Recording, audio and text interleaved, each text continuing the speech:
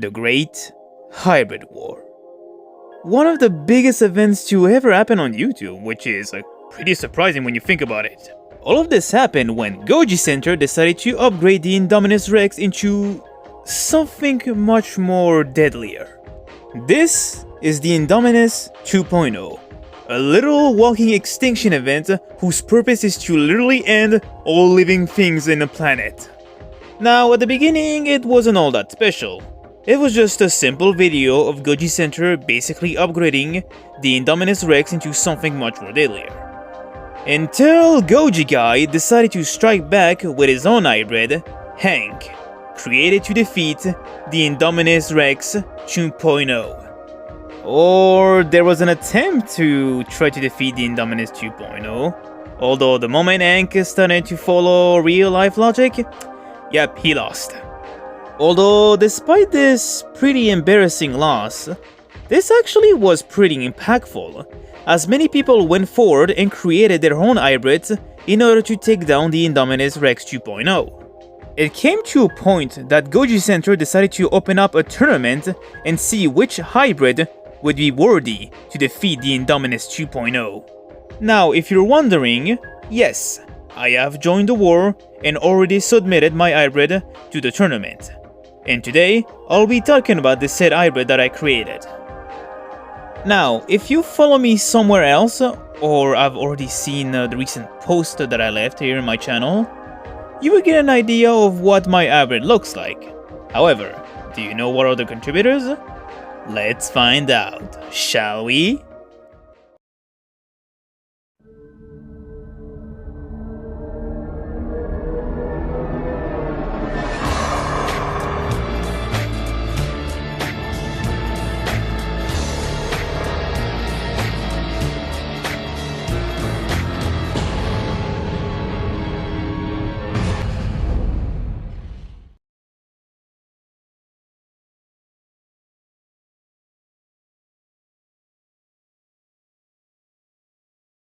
Let's begin this with the first contributor that serves as the basis form for my hybrid. And for that, I've decided to take a look at the Pleistocene era in Australia for one of the largest lizards to ever exist, Megalania. Megalania was perhaps one of the most powerful predators to ever exist in Australia, being able to take down anything in sight while also being completely undefeatable. Now here's the thing.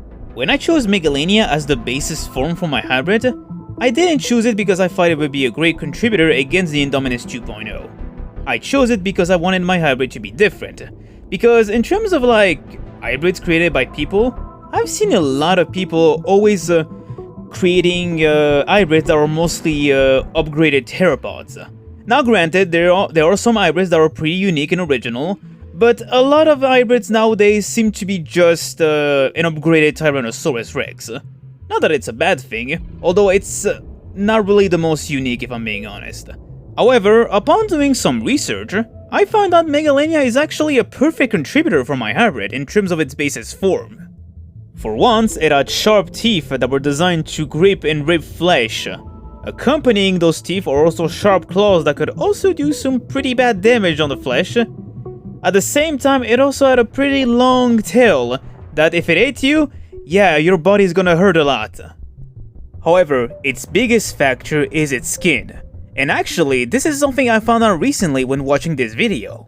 Lizard scales are formed from the uppermost layers of skin tissue with a bony component, like tiny osteoderms developing as they age. So this means that upon maturing, my hybrid would already develop a strong armor. And since Megalania came from the same family as monitor lizards and the Komodo dragon, it's safe to say that they had that ability. Now that I finished talking about the first contributor, we gotta fix a problem, and that's the size. Because you see, even though Megalania was one of the largest lizards to ever exist, it wasn't a giant like the Tyrannosaurus Rex. So I need to boost the size of my hybrid if I wanted to have a chance against the Indominus Rex 2.0. And what better way to do so than with the DNA of the African elephant. Literally being the largest land mammal in the world, this contributor would certainly help to size up my hybrid.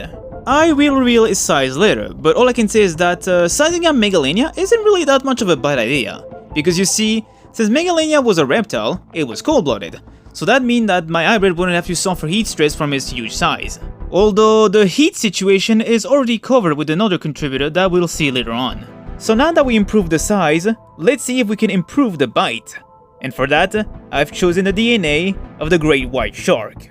Literally one of the animals to have the strongest bite in the world. And considering that there's actually been cases of great white sharks actually killing sea turtles, yep, their bite is pretty powerful. Other than adding the great white shark DNA for bite force, we're also gonna be replacing the Megalinia's teeth with the shark's teeth. That way the bite will be even more deadlier.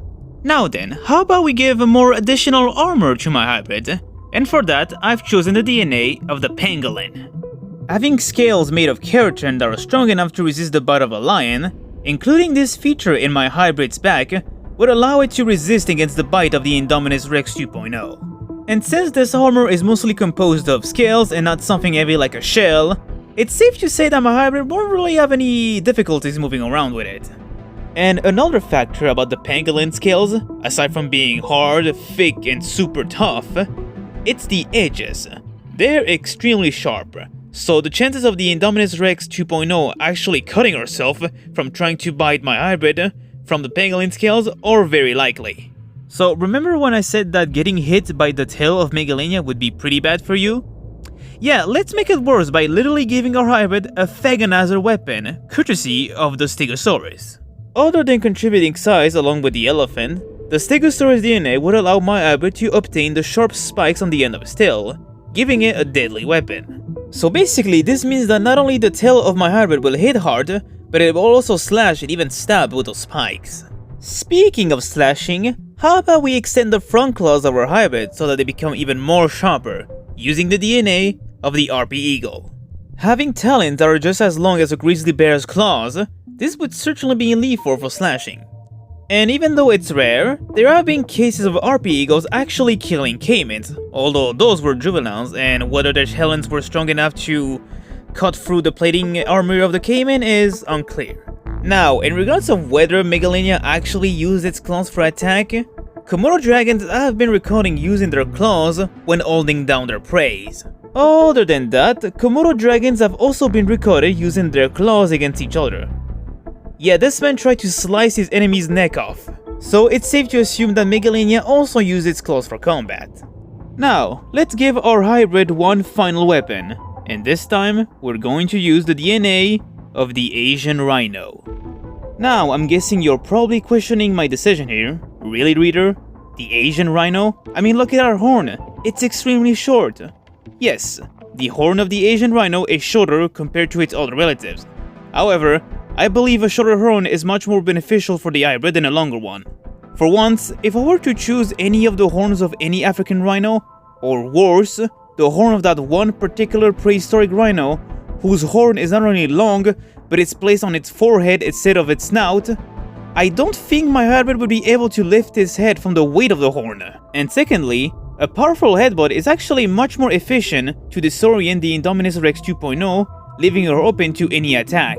And lastly, giving a longer horn to my hybrid is actually a terrible idea, mainly for the fact that the Indominus Rex 2.0 can literally use her hands to grab, so she can literally out-grapple my hybrid, making him vulnerable to any of her attacks. So it is this reason that I chose the horn of the Asian rhino. Gotta make sure that my hybrid doesn't get out-grappled.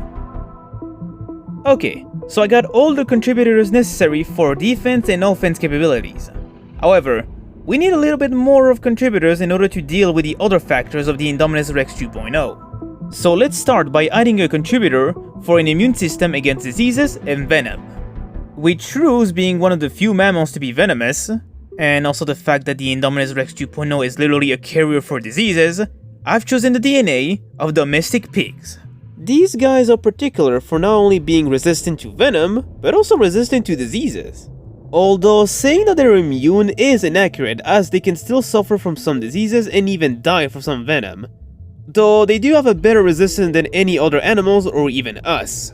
Whatever the case, pig DNA would certainly be helpful for my hybrid in terms of resistance against venom and diseases. Hold up, it's got the reader from the future here, and yeah, after finishing this video and doing some little research in terms of the contributors that I chosen for my hybrid.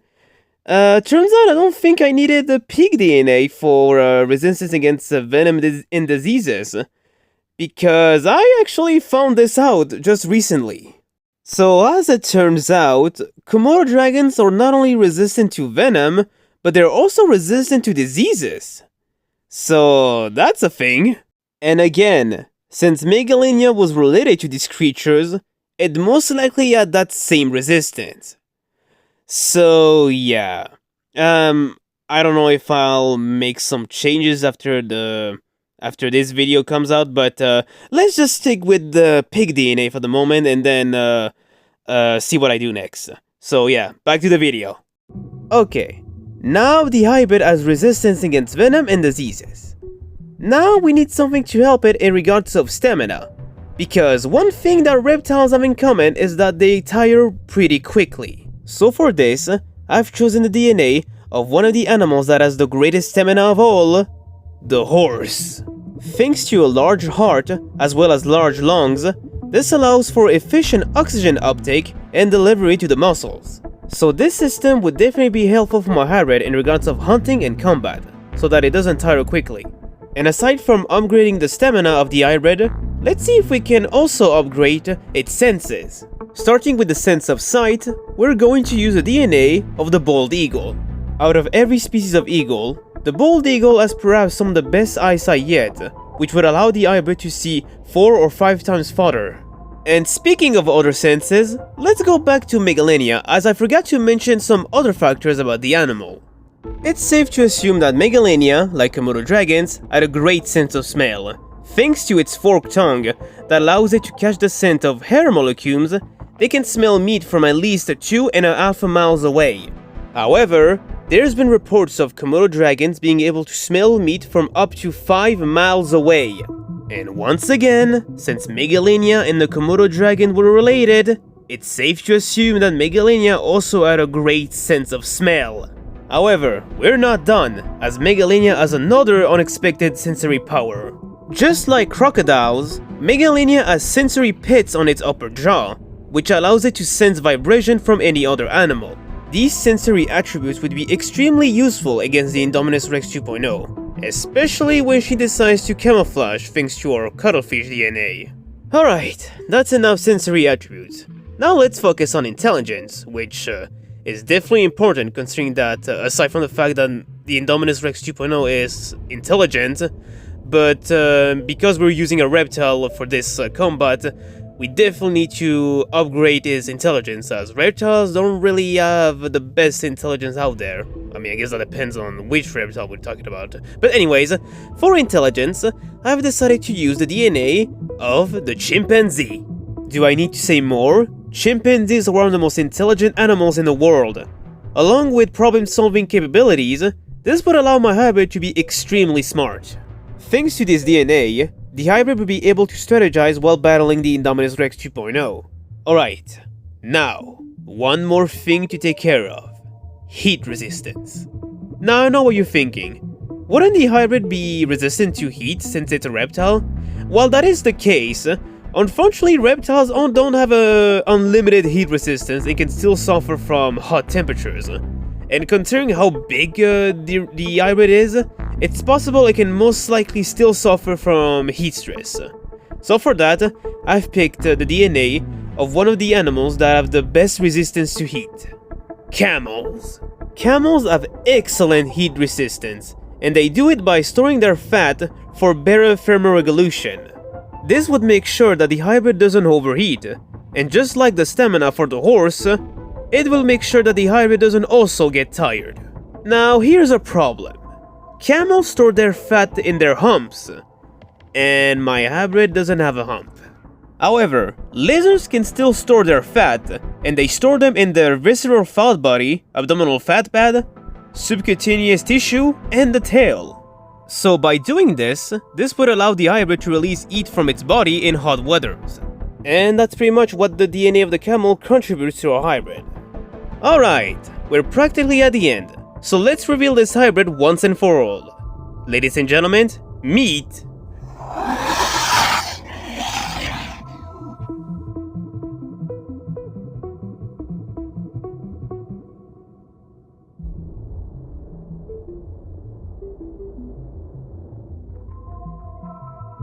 Thoracismenos Dracos, which means armor dragon. But you can just call him Basilisk. Having a weight of 5 tons, a height of 3.5 meters, and a length of 9 meters, Basilisk is an unstoppable reptilian beast. His skin is tough, and accompanying it are thick scales that are composed of keratin, hence the armor part of his name. His bite force is devastating, along with razor-sharp teeth. His claws are long and sharp. At the end of his tail is a faggot as a weapon for great impact, and for even better impact, he has a horn on his snout. He has a great resistance against venom and diseases, great stamina, great resistance against extreme heat, and on top of that, intelligence. And let's not forget great senses, mostly eyesight and smell. Needless to say, I'm proud of my boy Basilisk. So 3 things in regards of the hybrid. So firstly, there's one more capability that I was considering giving it to Basilisk, but I'm not sure if he's capable of doing it. And basically, that capability is, would he be able to stand on his 2 back legs? Some species of modern lizards, one in particular being the Australian goanna, is capable of standing on its 2 back legs. And they managed to do this thanks to its leg muscles and tail for support. Now, I was considering having Basilisk also being able to stand on its 2 back legs, but then I thought about it and then basically just asked the question, would he actually be able to do it? Because, well, the goanna is capable of doing that, mainly because it's a small lizard, so it would have no problem doing so, but surprisingly, the Komodo dragon, despite its size, is also been reported standing on its 2 back legs, although probably for short periods of time. Perhaps Basilisk is also capable of doing that too, but given his size, I am not so sure if he can do it. Although, considering that if Megalania fought its rivals like the Komodo dragons, maybe Basilisk, despite the size he has, could still be able to stand on its 2 back legs. Now, the second and third thing are mostly connected because it's actually in regards of contributors, and one of them had to be removed due to the nature of the tournament. So the contributor that had to be removed was the Nile crocodile, as it applied amphibiousness to the hybrid, so it would allow Basilisk to not only be comfortable on land, but also comfortable in the water. And thanks to its breathing system, this would allow Basilisk to breathe underwater for some period of time, although not too long of course. You may also notice that in the design of Basilisk, aside from the Stegosaurus spikes, Basilisk also has some smaller spikes on the end of his tail. This is an attribute that was taken from the crocodile, which would allow Basilisk to have a better way of swimming, basically. So in one of the rules presented by Gochi Center for the Great Herbivore, it states that while the hybrid can be adapted to other terrains such as water, the hybrid must primarily be terrestrial because, well, the Indominus Rex 2.0 is a terrestrial creature, so yeah. So for the sake of this battle, the Nile crocodile DNA had to be removed because, well, what's the point? It's mostly there for amphibiousness. Now, outside of the tournament, does this mean that Basilisk still has the Nile crocodile DNA? Yes. Canonically, Basilisk has the Nile crocodile DNA for amphibiousness. Now, for the other contributor, this one had to be included into Basilisk mainly because of another rule that Gochi Center basically stated. So this rule is in regards of adding a contributor that would allow the hybrid to mature quickly. And for this case, I've chosen the DNA of the African turquoise killifish. I hope that's how you pronounce that because I don't know how you do it. These fish are particular mainly for their growth rate.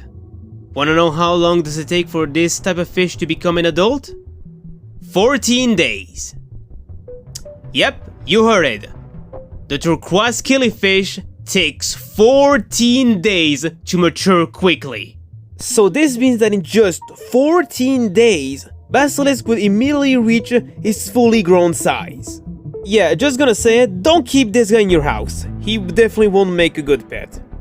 And yeah, that was Basilisk, my precious baby boy that I'm so proud of creating. Honestly, I didn't think I would manage to create something like this, especially considering the type of research that I have to go through when creating him, which, by the way, I'm not an expert when it comes to this. There's probably some stuff that I may know about animals, but there are probably some other stuff that I'm not aware of. And especially when it comes to creating an hybrid that is supposed to be functional, yeah, that's... don't think that's my strong suit. But either way, I still went ahead and created Basilisk, and once again, I'm pretty proud by how this turned out.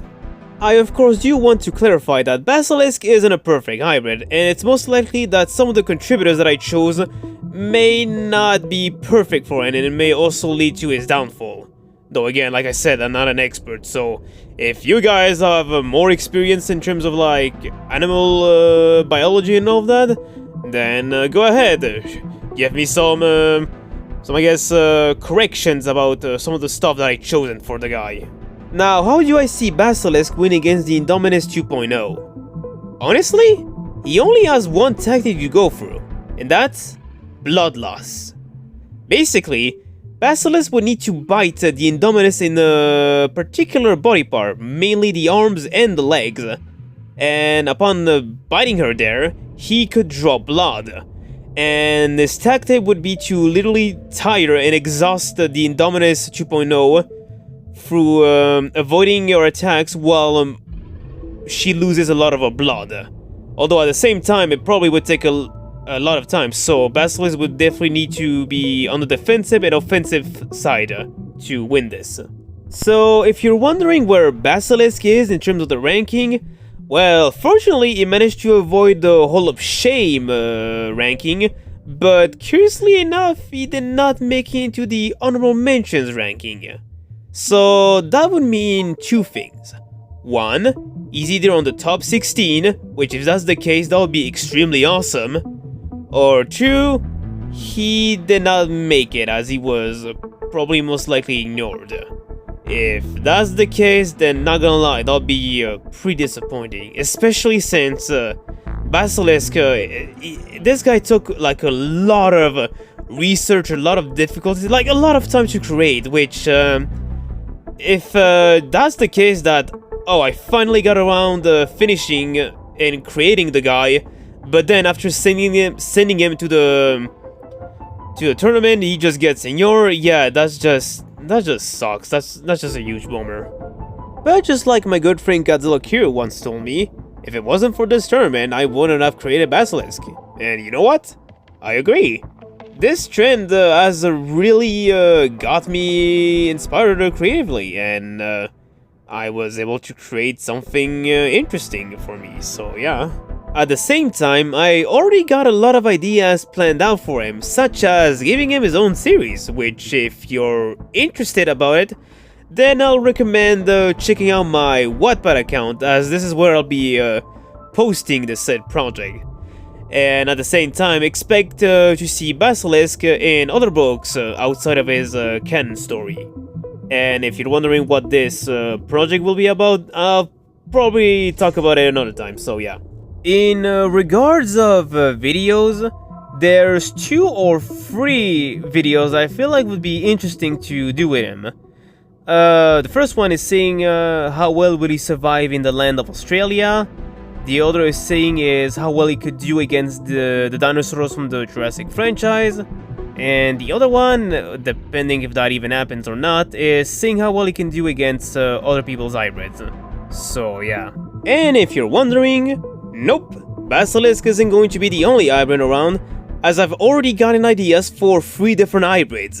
And one of them has already been teased, and all I can say is that this second hybrid that I'll be talking about another time, honestly, the best way to describe it is with this quote. Well, that's no ordinary rabbit. That's the most foul, cruel, and bad-tempered rodent you ever set eyes on. The rabbit hybrid already has its contributors, though I probably need to do some double check to see if the contributors are right for it, and also design the hybrid.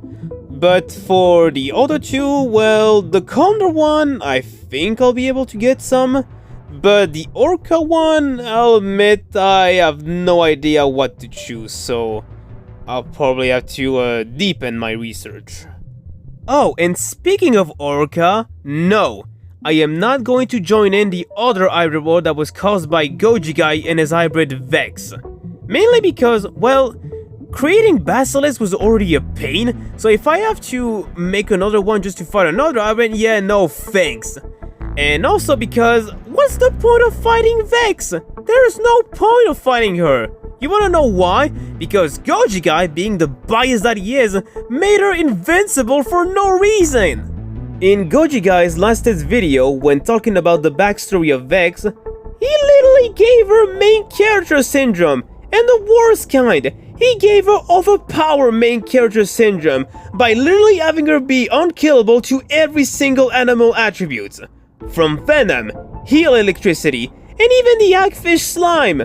It feels like Goji Guy really took a deep look at the contributors of the other hybrids and was like, you know what, I'm not gonna let these hybrids, the ones that were specifically created to kill Vex, win. I'm gonna make my hybrid ridiculously unkillable because I am too biased to even accept the fact that my creation can be killable. Fuck no, that's next level bias right there. And the fact that in the same origin story for Vex, he literally says, oh, other organizations have created hybrids to fight her, and she managed to beat them all, no problem. Yeah, no, that just shows how pathetically biased he is. If there's one thing I hate other than overpowered characters, especially when they're in the main role, is when you come up with some random crap that were never established in the get-go just to have an excuse for your character to win. Congratulations, Goji Guy! You just made your hybrid Vex less interesting now. Great job! And the fact that it had to be in its origin story is quite ironically sad. At this point, just throw a freaking kaiju at her and then you'll win. But yeah, I'm not participating in this other tournament because what's the point?